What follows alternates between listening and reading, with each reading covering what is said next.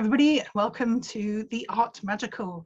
And tonight we have Lydia Knox, who is High Priestess, Gardnerian, an artist, an astrologer, and very fine human being all round. And I ended up saying those in a different order than I was originally planning. And obviously you're here to talk about your art and magic and the connections between the two. Exactly. Just all around witchy person. Yeah. So welcome. So how long have you been a pagan and a Wiccan? A long time. So I would say almost 40 years now. It's scary. No, well, I would say 30 years, really. But I even when I was a kid, I really I gravitated towards Wicca and paganism. And so almost 40 years, I would say. And it's something that I've always felt more comfortable with than the Christianity that I was brought up with. Yeah, same, about the same length of time as me, I think, because I started in 1985, so that's now 36 years ago. So yes. So you've made some amazing art of a very magical nature, including recently the COVID Angels series, and Angels of COVID, I should say. So how do you get your ideas for a painting or a series of paintings? Well, I see art as being a magical process for me. It's like an extension of my magic. It's the way I express it, and I really get into art, and in a way, in almost a ritualistic manner. Like I start by lighting the candles on my ancestor altar, and I give my ancestors a cup of coffee, and I give them some water, and then I start working in that environment. And I think I'm really blessed, because a normal corporate job, it would be kind of strange to do those things, right? So yeah, and then I imbued my art with magic. Sometimes I paint a sigil before I paint the painting, and it's underneath the art, and it's secret. And that's why I say sometimes, so you have to keep on guessing. Right? Part of the witch's right, is to be silent. And and so it depends on what I was doing. The Angels of COVID, I started at the beginning of the lockdown, and I've always wanted to do the Angels of the Four Quarters, and I wanted to do a ritual that involved those paintings, and I still have yet to do that ritual, but now I have all four together in my home again, and so I'm planning to do something around that, maybe around the Wolf Moon. And it's kind of Kabbalistic, and it's high magic, but I enjoy that aspect sometimes, and it connects to my love of astrology, which is also more detailed, less sympathetic magic, more of the high magic kind of sort of thing. And but I would say the painting itself is more sympathetic magic. Act of doing the art. And right now I'm actually, interestingly enough, doing a portrait of a painting of a cat that has passed on. And the woman who asked me to do this painting asked me to approach this as a medium rather than just another portrait painter. So she said to me, she goes, she says, she kind of told me what this cat was like. It's really cool animal. And she said, what do you pick up? And I said, well, as a medium, I actually have to fall asleep and I dream about spirits. I'm not like the Long Island medium. I won't walk into a room and say, oh, your aunt is telling me stuff. And so I had a dream tonight that her cat which is a very huggy cat, had actually turned into a large fluffy dog. So I Mm. thought, okay, so this animal spirit was just telling me that it had gone on to another animal, but I thought it was kind of cool. So anyway, so this is, I hope that answers your question. Totally, yeah, fantastic. Yes, and so I was really interested in the Angels of COVID because I know you picked some really interestingly diverse models for those paintings. So I don't know if you want to talk a bit more about that process. Oh yeah, sure. So first of all, I studied the angels separately. There's a podcast called Occult London that I highly recommend anyone listening to, because this guy really knows his stuff, and he basically uses quotes from the Bible and the Quran and other literature to basically create what each archangel is all about. So, and his shows are like 15 minutes long, and they're totally worthwhile. So I'd be listening to his show while I'd be thinking of the design and thinking about the model and thinking about how I was going to interpret this, because I wasn't going to go, I'm a bit of a rebel. Like someone will say, you know, the Archangel Michael has to be, or no, best one, and the Archangel Raphael has to be a guy. And I'm like, nah. Nah, no, not in my book. First of all, I think angels are, you know, gender fluid. I was going to say, everybody knows angels don't have bits because Alan Rickman chose to tell us that, right? and so I thought, no, I'm going to go out and gravitate to the person that best describes that angel for me. And while COVID was going on, different issues were coming up, like Black Lives Matter and the plight of nurses and first responders. Oh, first responders, yes, yeah. And First Nations. And so Raphael was the second angel that I did, and I thought, what better thing that I talk to somebody who's in that kind of career, who's also part of First Nations. So that's why I picked Bastian as my model. And we talked about it, and I would discuss the stuff, and I'd take pictures of my model, and we'd have this little discussion about what it is that they want me to represent and what it is that they don't want me to represent. And I had to really honor that. It's like Brent, who I chose for the Archangel Michael, said he had real problems about Black Lives Matter, but he is a Black man who has struggled. So he has the right to say that, right? And it is not his job to appropriate that. However, he agreed that, you know, angels shouldn't just be white guys, right? Yeah.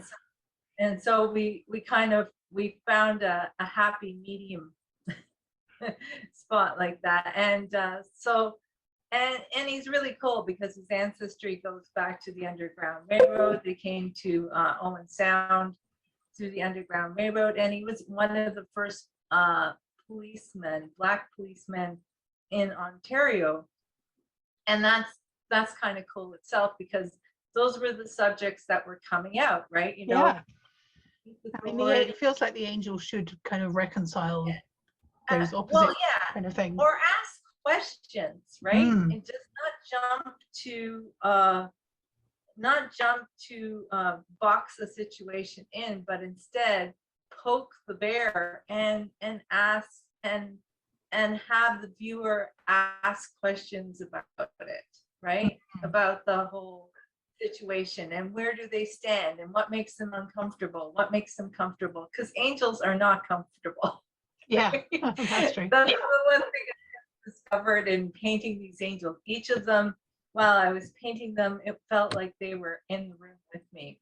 So when I was painting the Archangel Michael, I was dealing with a lot of issues of anger, right? Anger about the environment, anger about racism, and all those things that we need protection from and we need to protect, right? And when I was painting the Archangel Raphael, I was very soothed by that. It was the worst part of the lockdown, and it was very soothing to be able to confront this angel and to feel comforted by its presence. And then when I painted Gabriel, who's my gender fluid angel, and he identifies as a him, the model. So he basically, he was also very comforting, but in a different way, in a more, it was kind of like rounding everything up and finding answers and finding healing after this long journey, which still hasn't ended. I love that he's holding a crystal ball, and it looks like, actually, I was looking at it closely the other day, and I was like, oh, it looks like you're all reflected in the crystal ball, which I thought was really neat. That's right. Yeah, I took that from the Dutch artists. Oh yeah, that's brilliant. Yeah, they and just, I thought kind of do a little self-portrait hidden in the that's brilliant. artwork. Yeah, what's it called? The marriage painting, the Dutch marriage painting. Yes. Yeah. Yes. I don't know why I suddenly can't think of it, because I'm seeing a picture of it in my head and everything. He paints himself in the mirror. Yeah. Yes. Exactly. Yeah. And they painted it. The Dutch artist painted a lot of angels, right? Oh yeah. Right. Interesting. Yeah, that's very cool. So yeah, what's the current project and how's that going? So right now I'm working on tarot card deck. Yay. It's gonna take a while. I've gotten 8 paintings down so far. Some of them are in private collectors. This is the Empress that I did. I love her. And the model was Sarah Watelis. So she's a fellow pagan, and I'm actually going to be in very much like Pamela Coleman, getting my friends to model for this deck, which is kind of fun, right? And she was like 7 months pregnant when this picture was taken. And when I finished painting this painting, she actually brought her baby home. So that's great. Yeah, and basically I still incorporate the symbols of the stars. Oh yeah. And she does hold a ball. Oh yeah.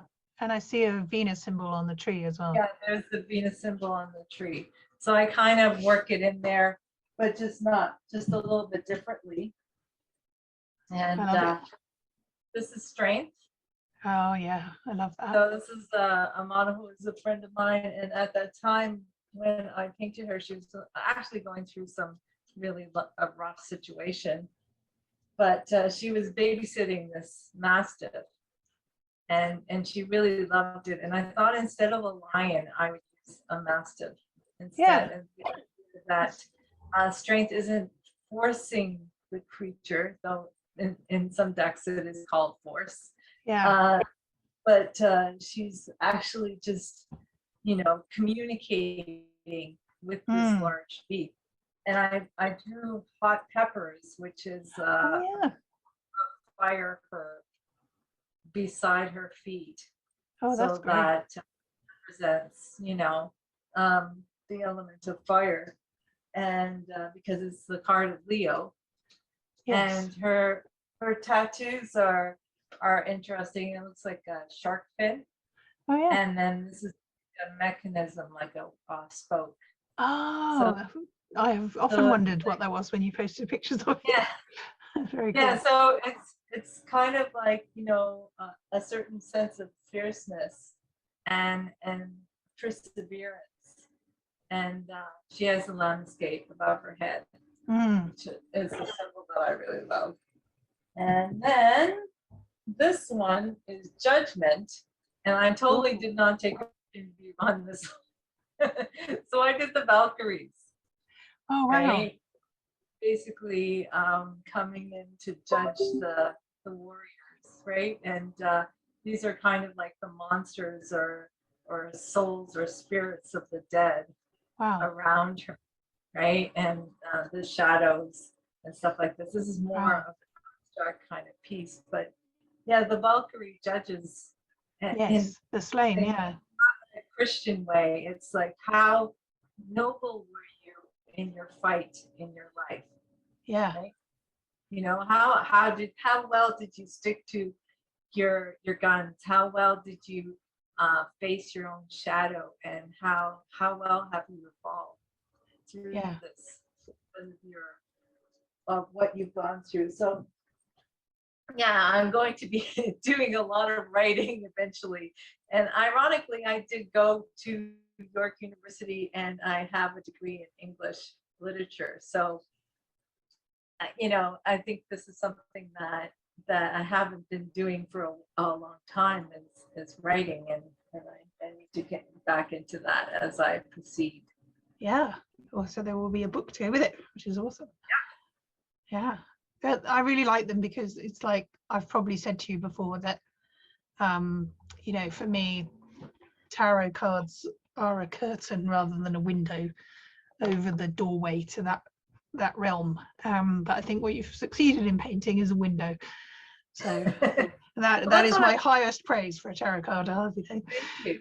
I want to actually create a door, a meditation door, that when people like imbue the card with some magic, so that when people look at the card actually speaks to them and tells them a story. Yeah, like you could step inside the painting and enter that realm. Absolutely.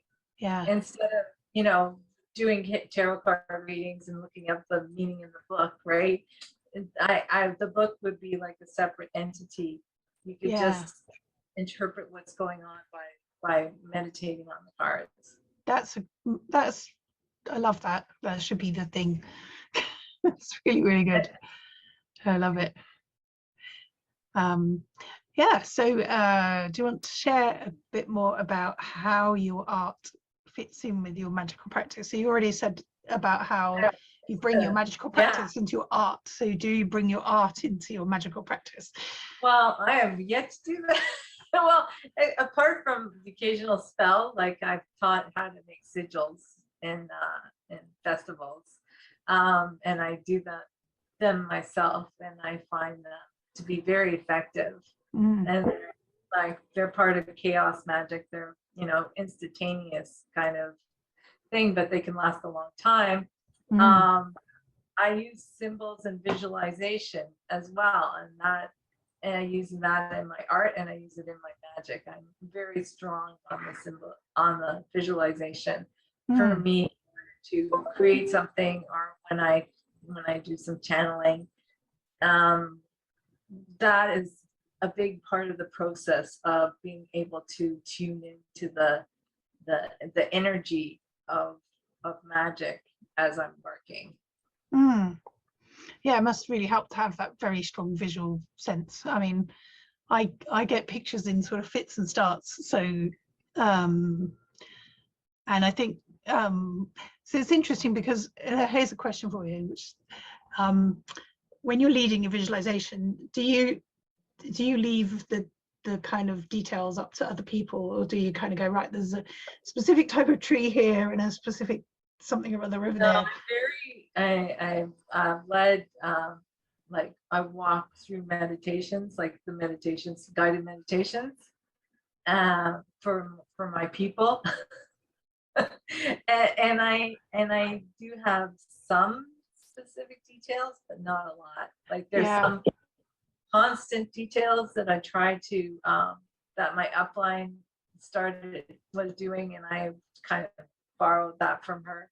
And where I have a certain structure where we go down into this realm of visualization. But I often say you go to this lake and you see what you see. Yes. Yeah. Right? I just find this really interesting because that's what I do as well. And you know, I'm like, because if you say, right, there's a rowan tree there, someone's going to think, well, what does a rowan tree look like? And does it even grow in Canada? You know, like, because they're not native to Canada. Yeah. Like, And it might have different meaning for different people, right? Like for me, if someone said that there's a sacred tree, I might think of a linden tree as a Slavic, because for me, because the Fae were known to dance around the linden tree, and the linden tree is considered very highly magical. So yeah, Rowan might not be where I would be going with that, right? Because of my own ancestry, my own, that's the thing. You need people. You need to give people that freedom to visualize what they're going to visualize. Absolutely. I'm really glad to know that, because you know, after a while you start to think it's only you that do it that way, kind of thing. So it was good. That's very cool.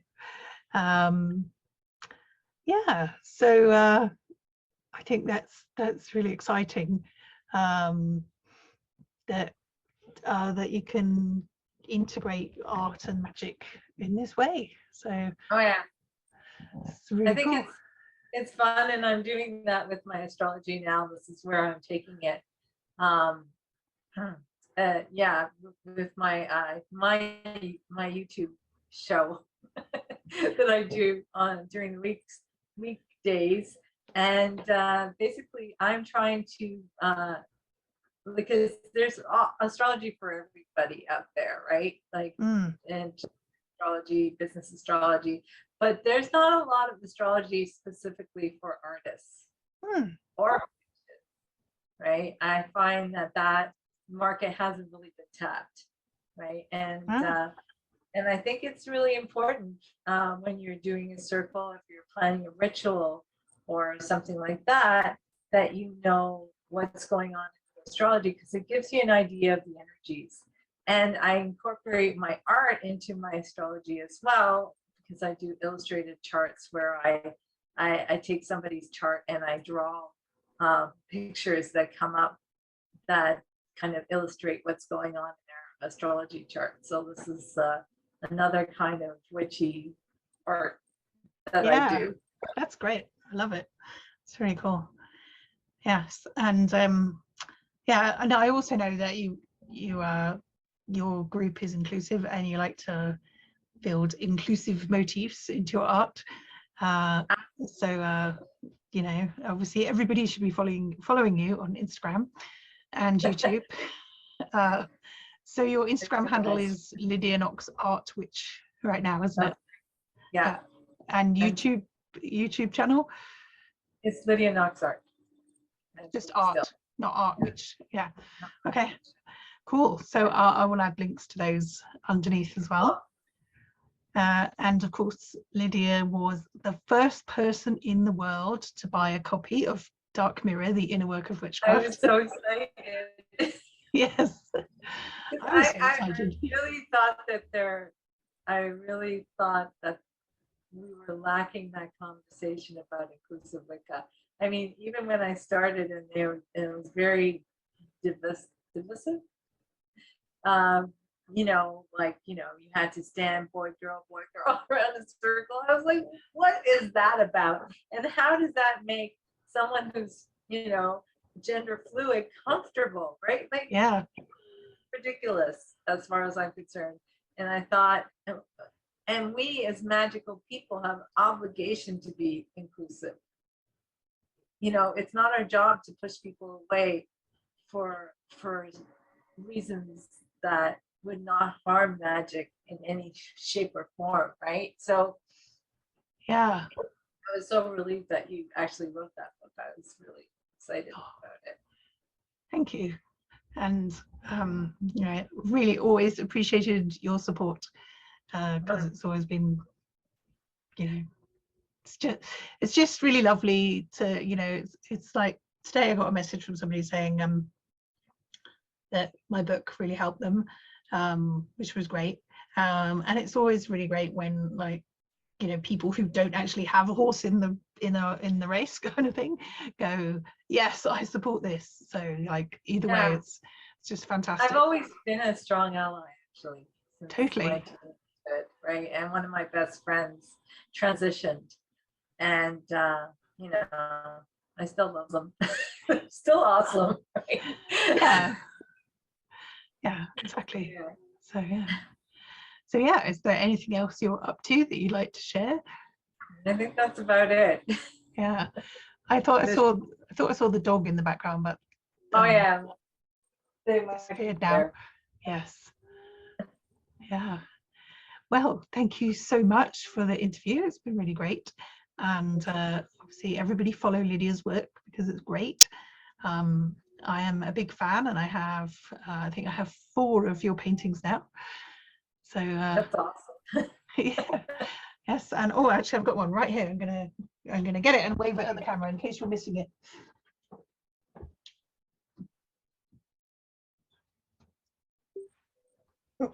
Put my earphones back on. There we go. Oh yeah, that one. I like that one. That was the October moon. Yes, that's right. The blue moon in October. Yes. That one, and that was inspired by that. Yeah, it's beautiful. I like the branching, the intertwined branches really speaks to me, and that was also what I liked about the tarot card one the Empress one has branches like that too. Yeah, I love drawing trees. I'm actually inspired by the Russians. If you ever check out Russian art out there, it's just amazing. How they handle. Sorry, I didn't catch the word. The Russians. Oh, Russians, yes. Contemporary Russian artists. Yeah. Like the painters. Their ability to paint branches and trees is just quite amazing. And their use of dark. I'm a big fan of Ivan Bilibin. Yeah, okay. I don't know him. I'll have to check him out. If you've seen like illustrations of turn of the century Russian fairy tales, you've probably seen his work. I've probably seen him. Yeah, because he was very prolific illustrator of and I first came across him in Larousse's Encyclopedia of Mythology. So nice. I'll have to check him out. Yeah, he's good stuff. Yeah. Yes. Well, it's been wonderful to have you on, and all the way from Owen Sound. So thank you very much indeed. Thank you. And a merry Yule. Merry Yule to you too.